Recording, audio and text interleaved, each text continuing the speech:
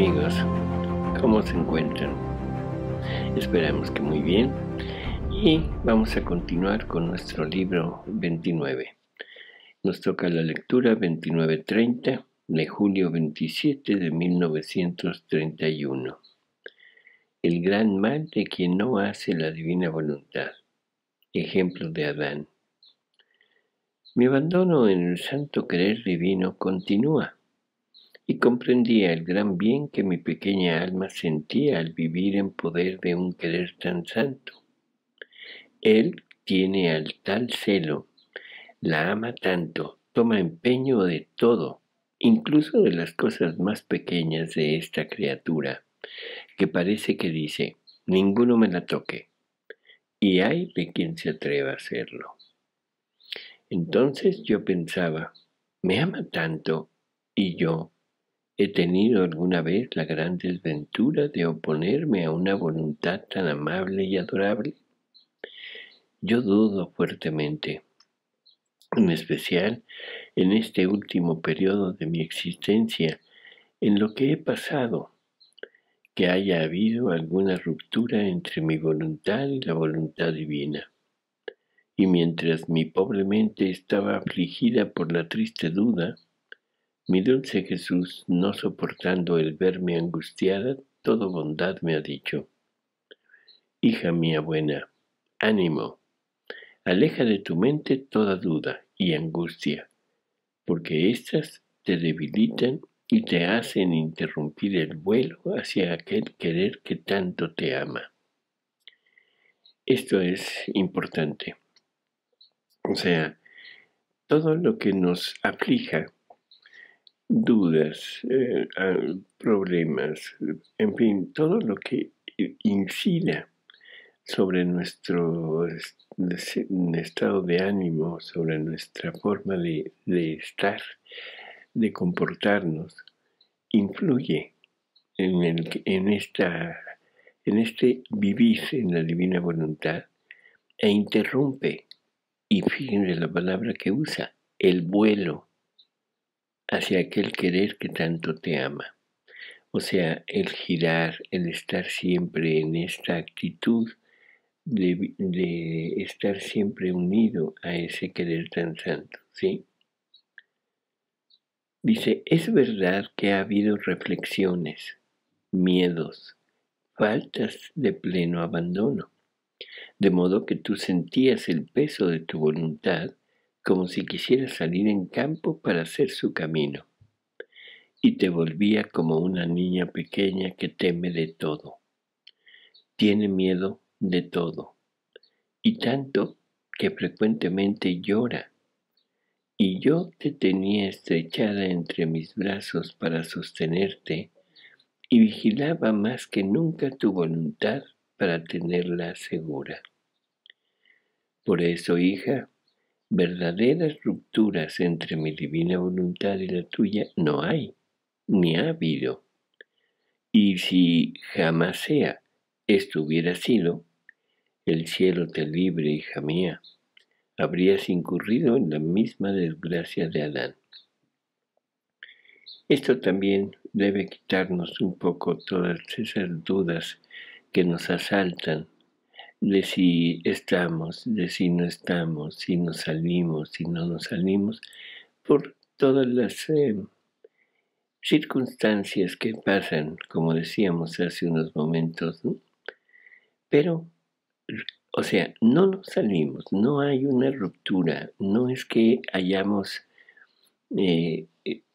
roto esa unión con la divina voluntad. Sin embargo, en una lectura anterior, hace muy poco, que leímos en el mismo libro 29, lo que nos dice Jesús es que eso, aunque no nos hayamos salido, pero nos hace perder un acto concreto, un acto consciente, libre en la divina voluntad.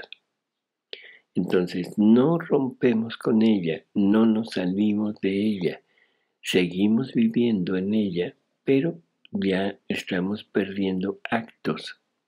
O sea, son actos que no cuentan como alimento, como crecimiento de nuestra vida divina.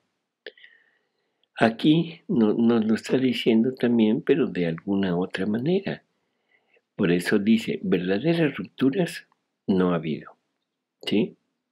O sea, que quede muy, muy claro.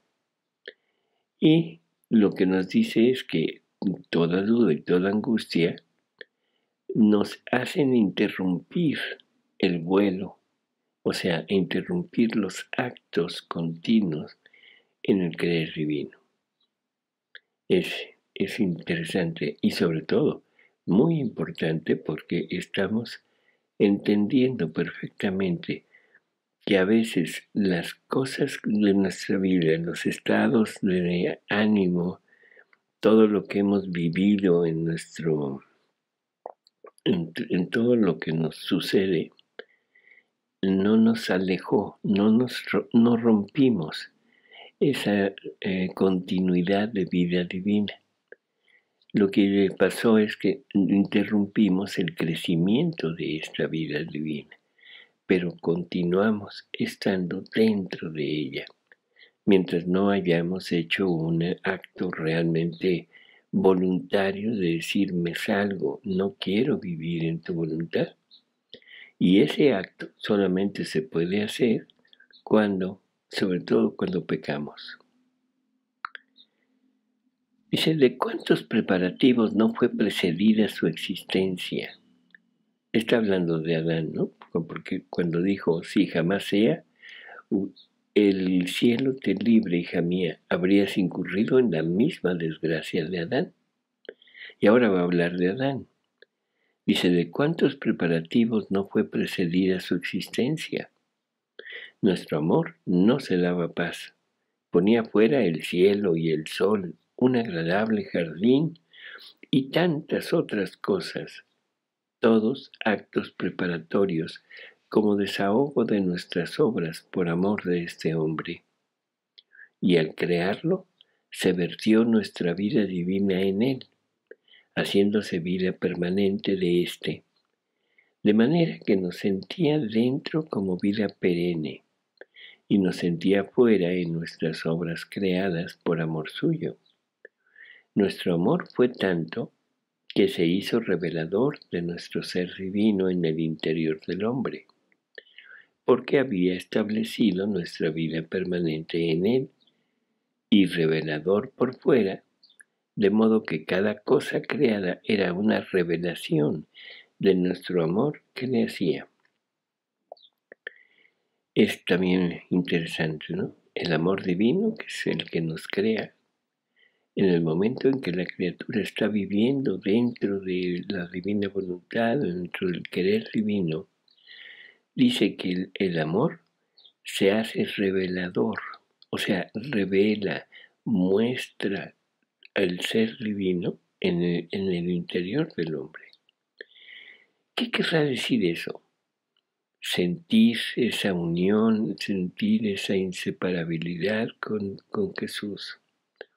Estar sintiendo, estar percibiendo perfectamente que los actos de la criatura se unen a los actos divinos y tienen esa extensión, esa inmensidad que abarca todo, que abarca al mismo Dios y abarca a toda la familia humana junto con toda la creación. O sea que es un acto que se vuelve unidad, pero una unidad con el Creador. Y lógicamente, siendo unidad con el Creador, tiene una unidad en todo lo creado, en todo lo que Dios ha realizado y sobre todo en todas las obras de Jesús que realizó en la tierra.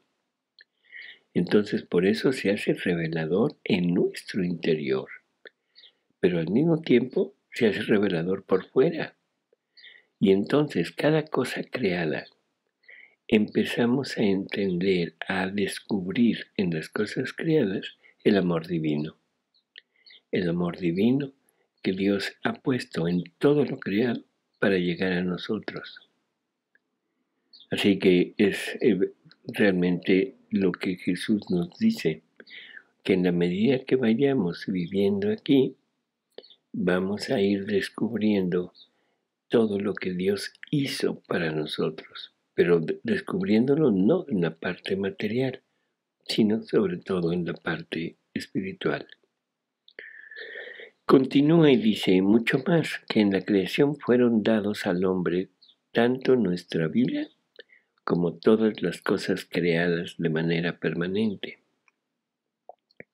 Entonces, dice, mucho más que en la creación le fueron dados al hombre nuestra vida, ¿sí? Y al mismo tiempo todas las cosas creadas de manera permanente, no intervalos. Esto es para mostrarnos lo que Él hace hacia nosotros. O sea, me adelanto un poco, o sea, el sol es un bien permanente, el aire es un bien permanente, en fin, en nuestro cuerpo el latido, el respiro es un bien permanente. Entonces lo que dice es, no hay intervalos, un bien hoy y hoy sí y mañana no, es un amor roto. Y la naturaleza de nuestro amor no se adapta a un amor interrumpido. Él es eterno y jamás dice basta. Así que Adán, en cuanto rompió con nuestra voluntad divina, se jugó todo en la creación y también nuestra vida en él. O sea, la perdió. Es como un juego de azar, como si jugáramos, no sé, a la ruleta, a las cartas, y perdió. Perdimos junto con él. ¿Sí? Dice, es tan grande la ofensa de sustraerse de nuestra divina voluntad que ponemos a un lado todos nuestros preparativos, el gran bien que habíamos puesto fuera, y nos retiramos del hombre. Y con nosotros queda ofendido toda la creación. Claro, si toda la creación, todo está sostenido, creado, y la Biblia prácticamente de todo es la divina voluntad, en el momento que perdemos la divina voluntad, en ese momento, o sea, toda la creación, bueno, aquí dice ofendida, o sea, queda lastimada, queda fracturada, porque le falta la unidad con la persona. Dice así que en cuanto Adán formó la ruptura con nuestra voluntad, se ofendió el cielo, las estrellas, el sol, el aire que respiraba, el mar, la tierra que pisaba. Todos se sintieron ofendidos porque mi divina voluntad es como latido y circulación de sangre de todas las cosas creadas. Por eso todos sintieron el dolor de la ruptura del querer humano, sintiéndose tocar el latido del que reciben la vida y conservación. Dice ahora, si jamás hubiera habido ruptura de voluntad entre la tuya y la mía, habría hecho a un lado mis tantos preparativos hechos en tu alma, mis tantas gracias derramadas, y me habría retirado haciéndote a un lado. Si continúas oyéndome, es señal de que mi voluntad está firme en ti y la tuya está en su puesto. Bueno, para Luisa esto es fundamental, ¿no? Ella veía, seguía viendo, seguía escuchando, seguía teniendo todo lo que tenía siempre, aunque tenía estas dudas, aunque se sentía oprimida, aunque estaba en estos estados de ánimo alterados. Para nosotros esto también debe contar. O sea, en la medida que nosotros, aunque se nos olvide, aunque no que se nos olvide, sino aunque tengamos estas actitudes de dudas, de angustias, tristezas, en fin. O sea, esto puede debilitar nuestra conciencia de estar viviendo en la divina voluntad. Y como dijimos, estamos perdiendo un acto, ¿sí? Pero no nos estamos saliendo.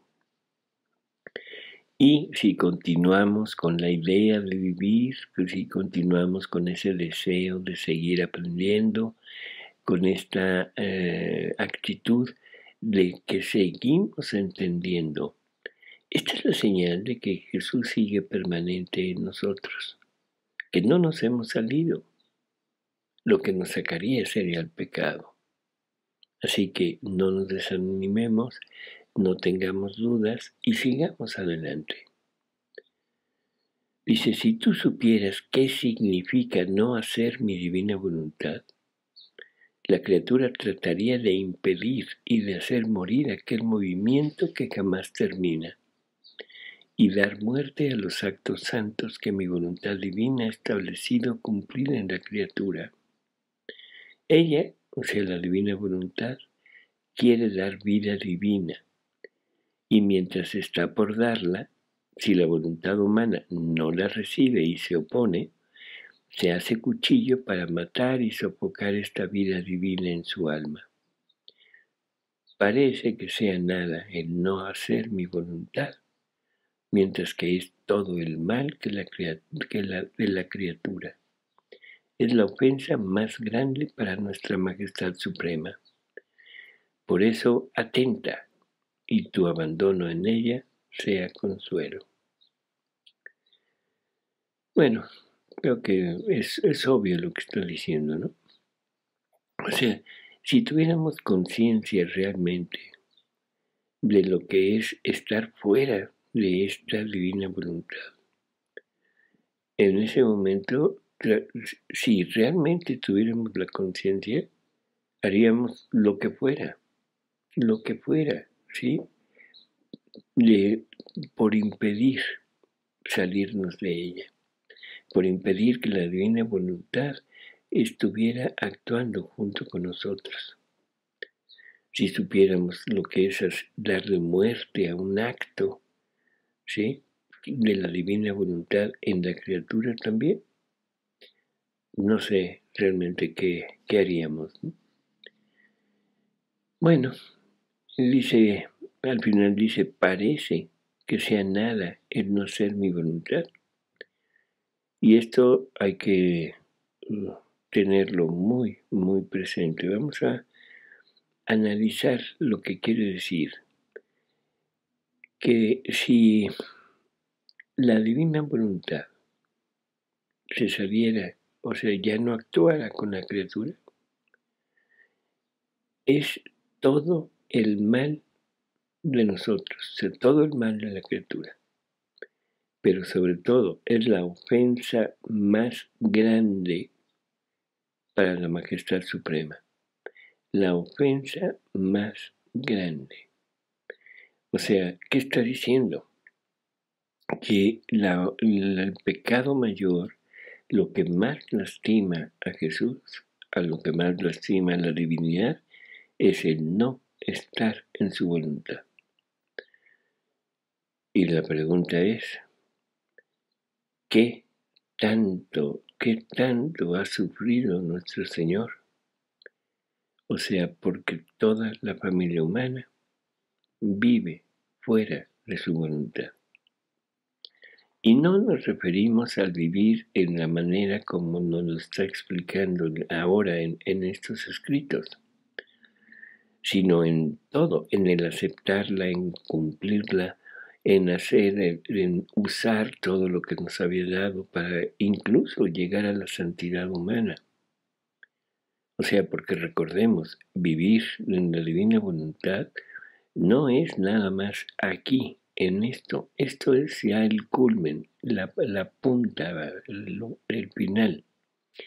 Pero antes era cumplir la voluntad de Dios, o sea, obedecerla, era ejercer las virtudes por medio de nuestros actos conscientes, venciendo las miserias que teníamos. Y en eso estaba también la criatura haciendo su labor, viviendo en la divina voluntad. Así que entendámoslo de una vez por todas.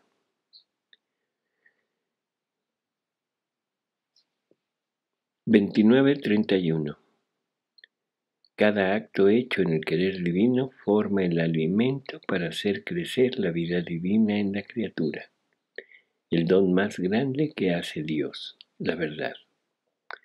Estoy siempre ahí, en el centro del fiat divino, si bien bajo la opresión de la privación de mi dulce Jesús. Oh, cómo es doloroso sentirse huir a aquel Jesús que me ama y amo, y que, formando mi vida de fuerza, de amor, de luz, huye de dentro de mi vida. Huye su vida de amor, de fuerza, de luz. Oh Dios, qué pena sentir la vida, pero la verdadera vida no está. Qué tortura, qué tormento. Oh, cómo siento el deseo de repetir. No hay dolor similar a mi dolor. Cielo y tierra lloren conmigo, y todos imploren el regreso de aquel Jesús que me ama y amo. Entonces me abandonaba más que nunca en aquel fiat divino que ninguno me puede quitar, ni siquiera el mismo Jesús. Si Él se esconde, se me escapa, pero su querer divino jamás me deja. Está siempre conmigo, y mi pobre mente gira en torno a todo lo que el fiat divino ha hecho y hace por amor nuestro. Y como pensaba en su gran amor al crearnos, mi amado Jesús, saliendo de su escondite, me ha dicho. Bueno, antes de ver lo que le ha dicho, o sea, creo que lo que está externando, lo que está poniendo aquí sobre la mesa, es fabuloso, ¿no? O sea, no importa la ausencia de Jesús para Luisa, esa ausencia sensible, o sea, en que ella lo veía, lo escuchaba, lo tocaba, incluso platicaba con él, eso no la aleja, o sea, no está fuera, porque el querer divino nos envolvía a Luisa, y ella, consciente de esto, estaba girando en todo lo que ese querer divino significa, en todo lo que ese querer divino hace, y así que está con todo y el dolor de la ausencia sensible de Jesús, seguía en esa actitud. Así que no había separación, como dijimos en la lectura anterior, ¿no? Y entonces Jesús le dice, hija mía, la creación del hombre, bueno, esto porque está diciendo Luisa que mientras estaba girando en el querer divino, encontraba todo lo que el fiat divino ha hecho y hace por amor de la criatura, ¿sí? Y que como estaba pensando en ese amor, entonces ahora Jesús le va a explicar prácticamente lo que está haciendo. Y le dice, hija mía, la creación del hombre fue el centro donde nuestra divinidad concentraba todos los bienes que debían surgir en la criatura. O sea, en Adán concentraba todo, todo lo que toda la familia humana tenía que recibir. Poníamos en ella vida divina y voluntad divina, vida humana y voluntad humana. La vida humana debía servirnos de habitación y las dos voluntades fundidas juntas debían hacer vida en común, con sumo acuerdo. Más bien, la voluntad humana debía tomar de la nuestra para formar sus actos, y la nuestra debía estar en acto continuo de dar de lo suyo para hacer que la voluntad humana quedase modelada y toda uniformada en la divina voluntad. Entonces, la vida divina, bueno, aquí creo que es muy claro, la vida humana es habitación de la vida divina. Pero ahora las dos voluntades fundidas juntas debían hacer vida en común. Y eso que siempre se nos ha como ocultado, un poco revuelta la idea de cómo interactúan estas dos voluntades, creo que aquí queda perfecto. El trabajo de la voluntad humana es tomar de los bienes que la voluntad divina contiene. Por eso dice, más bien la voluntad humana debía tomar de la nuestra para formar sus actos. Lo que hemos hablado, abandonar sus atributos, no actuar con los atributos, con esos atributos que Dios había dotado a la criatura y el uso que se le podría dar a esos atributos, que son las miserias o las virtudes.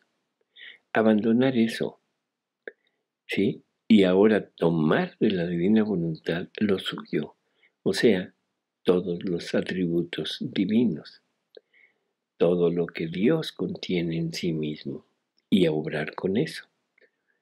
Entonces, la voluntad humana debía tomar de la nuestra para formar sus actos, y el trabajo de la divina voluntad era estar en acto continuo, o sea, continuamente dando de lo suyo para dotarlo a la voluntad humana y que esta voluntad humana quedase uniformada con la divina voluntad.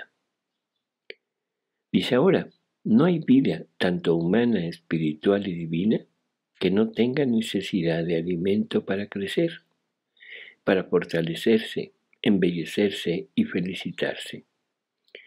Nosotros poníamos nuestra vida divina en el hombre porque era incapaz de recibir toda la plenitud de nuestro ser divino. Pusimos en él, en el hombre, cuanto podía contener de nuestra vida, dándole libertad de hacer crecer cuanto más pudiera y quisiera. Pero nuestra vida en el hombre para crecer tenía necesidad de alimento. He aquí la necesidad de poner en él una voluntad divina. Nuestra vida divina no se habría adaptado a alimentos de voluntad humana. Esto es tremendo lo que nos está diciendo. O sea, ya teníamos su vida, ya el hombre había recibido la vida divina, ¿sí? Y esa vida divina, o sea, que el hombre tenía, debía crecer. Por eso dice que no hay vida, o sea, humana, divina, que no tenga necesidad de alimentarse para crecer. Entonces dice que ponía su vida en el hombre porque lo que Dios quería era ponerse todo. Pero el ser divino, inmenso e infinito, no le cabía a aquel hombre, porque el hombre es finito. Entonces el hombre era incapaz de recibir la plenitud del ser divino. Y ponía en él cuanto podía contener de la vida divina. Y ya sabemos que la vida divina, según Jesús, es la unión de todos sus atributos inmersos en el mar inmenso de su amor y todo movido por su voluntad. Ojo con eso. Y aquí nos está hablando de que esa vida necesitaba crecer de un alimento, pero de un alimento divino. Por lo tanto, era forzoso el tener la voluntad divina, que es la que produce esos actos y ese alimento divino. Y que nos daba la libertad, que nos da la libertad de hacerla crecer cuanto más pudiera y quisiera. ¿Sí? Y que por eso es forzoso poner en el hombre la voluntad divina. Y luego lo que nos está diciendo, que es lo que digo que es tremendo, dice, nuestra vida divina no se habría adaptado a alimentos de voluntad humana. Lo cual quiere decir que toda la santidad que ha existido hasta ahora no ha hecho crecer a debida estatura la vida divina en él. Ha logrado santidad humana, ha logrado esa permanencia en Dios, ese estar junto con Él, ese agradarlo cumpliendo su voluntad, llevando a cabo las virtudes, sí, pero no ha hecho crecer esa vida divina que Jesús ha vuelto a establecer en el hombre a través de los sacramentos, sobre todo del bautismo, que es lo que perdona el pecado original. Y recordemos, el pecado original es ausencia tanto de vida divina como de voluntad divina. En el bautismo tenemos nuevamente ese injerto de la vida divina en nosotros, y ahí está ya nuevamente esa vida fungiendo en el hombre. ¿Pero la hemos hecho crecer con los alimentos adecuados? No, porque el hombre no tenía la vida divina en sí. Tenía la voluntad humana, y como dijimos también en la lectura anterior, los actos hechos en voluntad humana virtuosos de alguna manera están cumpliendo con la voluntad divina. No en la plenitud que se quiere, no en la plenitud que Dios requiere para establecer esa unión, esa, ¿cómo diríamos? Esa igualdad de vida divina en Él con la vida divina en el hombre. Pero a final de cuentas, la vida divina en las criaturas, en la santidad humana, crecía. No a debida estatura, pero crecía.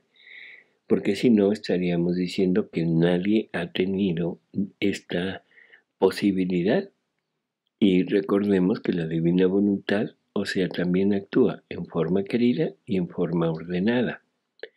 Por lo tanto, es cumplir que en forma querida y forma ordenada, es estarle dando vida a la divina voluntad de nosotros.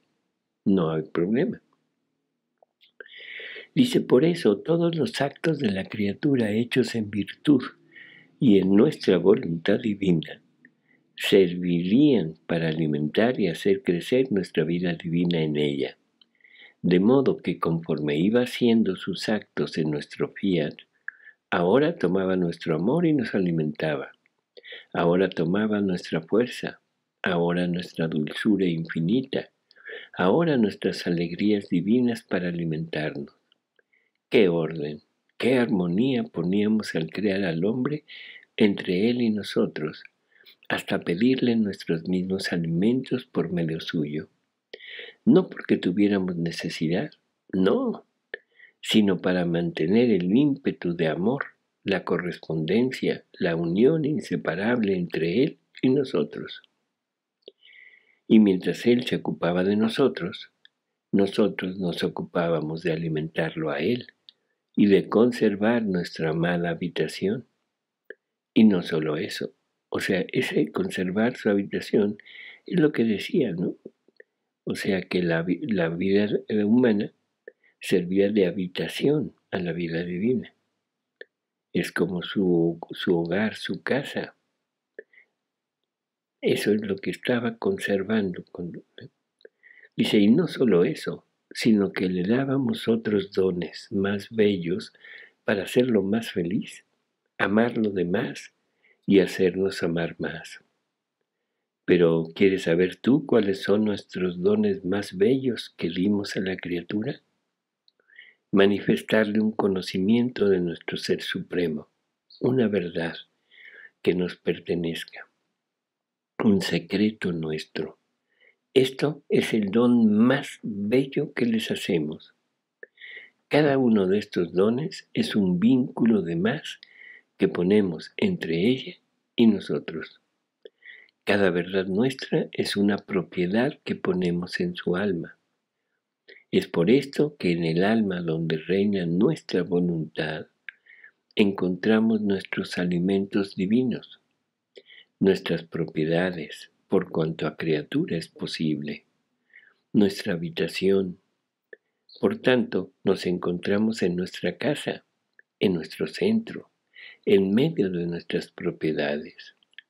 Mira entonces qué significa hacer reinar nuestra voluntad y el gran bien de hacerle conocer nuestras verdades.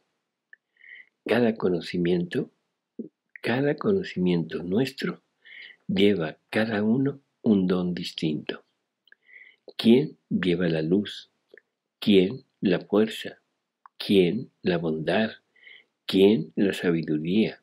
¿Quién el amor? Y así de lo demás. Cada uno de ellos vincula a la criatura en modo especial a Dios y Dios a ella. Por eso debes saber corresponder a los tantos dones que tu Jesús te ha hecho y vive siempre en nuestro querer. Cada verdad que Dios nos da, o sea, esto era para Luisa porque era la primera que estaba recibiendo esto, pero ahora también funciona para nosotros. ¿Cuántas verdades nos habrá hecho conocer nuestro Señor? Inmensas. Y no se trata de conocer intelectualmente, porque eso, bueno, podemos incluso aprendernos de memoria y recitar todas las verdades que existen en el libro del cielo. Y decimos, ya, todo esto, ya tengo una vida divina en mí completa, porque ha crecido en el amor, en la luz, en la santidad, en la bondad, en todos los atributos de Dios. No, no se trata de tenerla en la inteligencia, en la memoria, sino a lo que se está refiriendo es cada verdad que hemos pasado como naturaleza en nuestra vida. Y entonces sí, ahora sí, cada una de estas verdades nos otorga esos dones, esos atributos, esas cualidades de Él, y por eso es que cada verdad es el don más grande que Dios nos puede hacer. En fin, maravilloso, ¿no les parece? Amigos, no nos salgamos de la divina voluntad. No pongamos atención en otras cosas. No hay nada, nada, nada que pueda igualar esta grandeza de la divina voluntad viviendo, actuando en nosotros, haciendo crecer esta vida divina en nosotros.